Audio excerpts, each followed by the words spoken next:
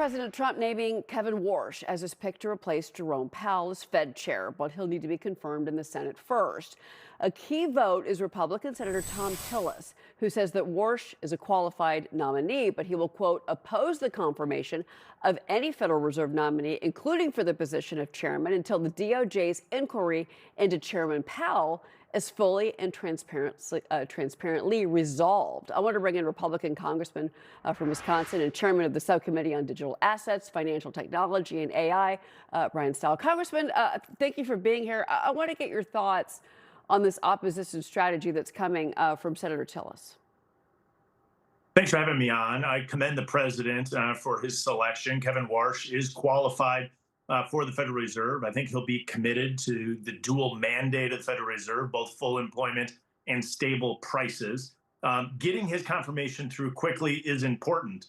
That is clearly going to be contingent for some senators on the resolution of this Department of Justice investigation. I don't have information on the confidential Department of Justice investigation, but I think it's reasonable to ask the Department of Justice to move quickly.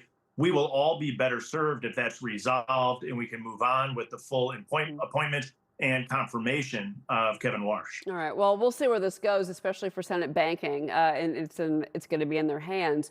So let's talk about this government shutdown. So the deadline is just hours away. It looks like we're headed for a temporary shutdown. Our own Chad Pergram, he's on Capitol Hill right now. He's reporting that there's going to be this 4:30 p.m. Eastern Time conference call for House GOP members. Where are we here?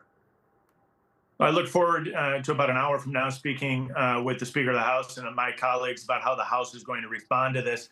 The shutdown threats that continue to come out of Washington does not serve anyone. There's Democrats in the United States Senate that want to risk a shutdown once again and renegotiate a deal that has already been negotiated and legislation that's been passed by the House. There's no place for this. The Senate should simply move forward and pass the negotiated legislation that passed the House last week, prevent the threats of a shutdown.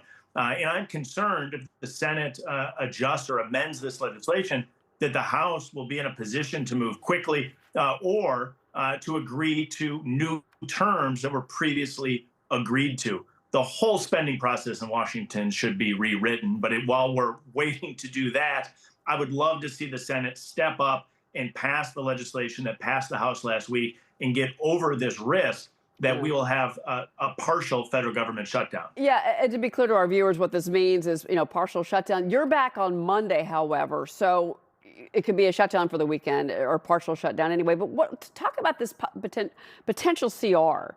And this is over the Department of Homeland Security, and this is where the Democrats are pushing back. They want changes, fundamental changes to how the Department of Homeland Security operates. But the problem is, there's also in all of this, in the same CR, from what I'm understanding here, there's a pay increase for air traffic controllers. So it's not a real simple, vote on it. How are you going to handle this? The underlying legislation the Democrats in the United States Senate are trying to hold hostage has a number of really key programs involved in this. The Department of Homeland Security oversees a large number of agencies, including ICE, where some of Democrats in the United States Senate would like to abolish or do a whole host of different things other than work to secure the United States-Mexico border.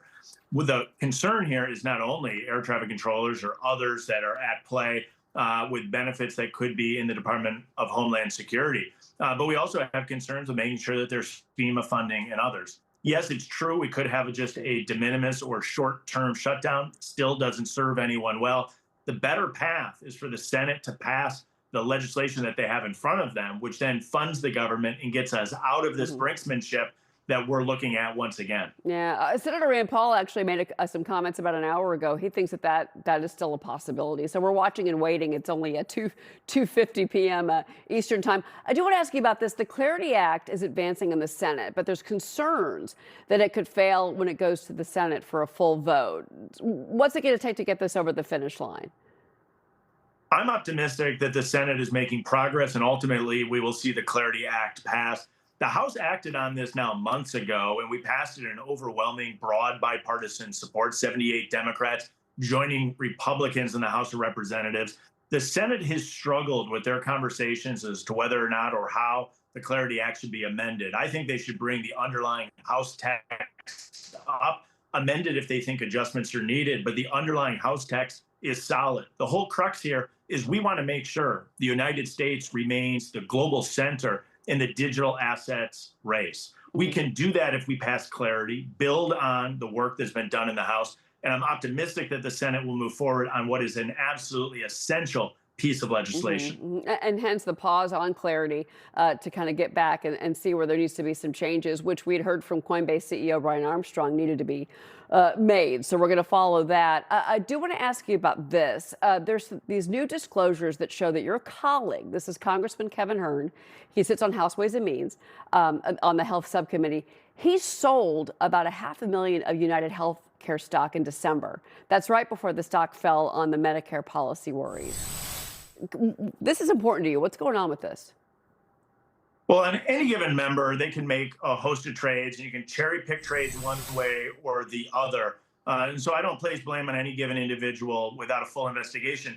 That said, I'm of the belief that members of Congress shouldn't be trading stocks, period, full stop. I've moved forward with the Stop Insider Trading Act that would prevent even these questions of impropriety from coming up in the first place. The opportunity here in my legislation is to ban members of Congress from buying stock. If a member of Congress arrives in Congress with stock in a portfolio, they would be allowed to sell that, but only with 7 days advance notice, preventing any individual from being able to profit off of any insider information that they may have garnered. Do you have support for this? Let's put real teeth to that and stop it. Do you have support for this?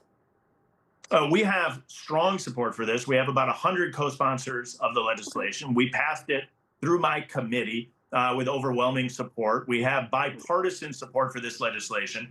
We have a commitment from leadership to move this forward to the House floor. And I'm optimistic that we're going to see this move to the House floor in the coming weeks. All right. We're going to be watching it. It's a big topic, and we've been following it here at Fox Business. Congressman, thank you for being with me. I really appreciate it. Thank you. All right.